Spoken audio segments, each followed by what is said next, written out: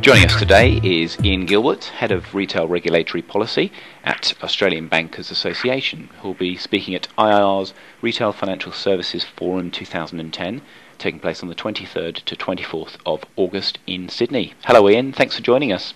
Yes, good morning James. Thanks for the opportunity to go live. How do you think institutions can address death by regulation and the subsequent impact on their customers? I think we can learn from some recent experience with the current wave of regulatory reforms, and I think we should be going back to some regulation basics. First and foremost, we need to make sure that there's been a clearly identified market failure, rather than simply a process of looking at what we've currently got in the regulatory environment and going through a process of filling the gaps. We really need to make sure that there's a problem that needs to be addressed by regulation.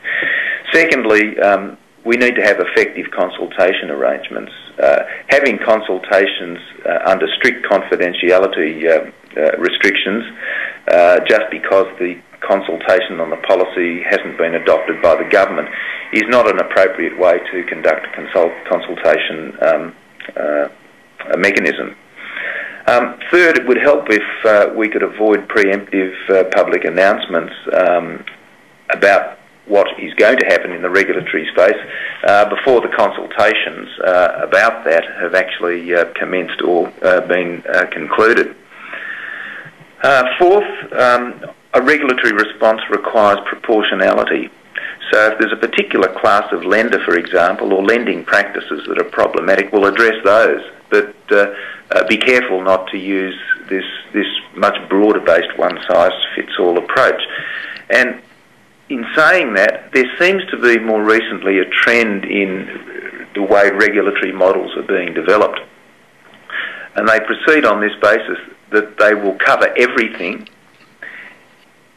and then go through an extensive process of testing this against market practice, customer needs and industry experience. And step by step, things become exempted from the overarching catch-all regime. So we then end up with quite a collage of regulatory instruments. We have primary regulation, we have subordinate legislation, which is by regulations. We have regulators making class orders, regulators providing individual relief to financial institutions, and we also get regulators issuing policy guidance on how the regulator intends to administer the regime. So if you want to know the law and how the law is going to apply to you, there's probably 4 or 5 places you need to look to find out. And it's this approach of catching everything and then taking pieces out selectively because they have unintended consequences that makes the death by regulation syndrome something of a reality. What do you believe to be the major challenges facing retail financial service providers in the next 12 months?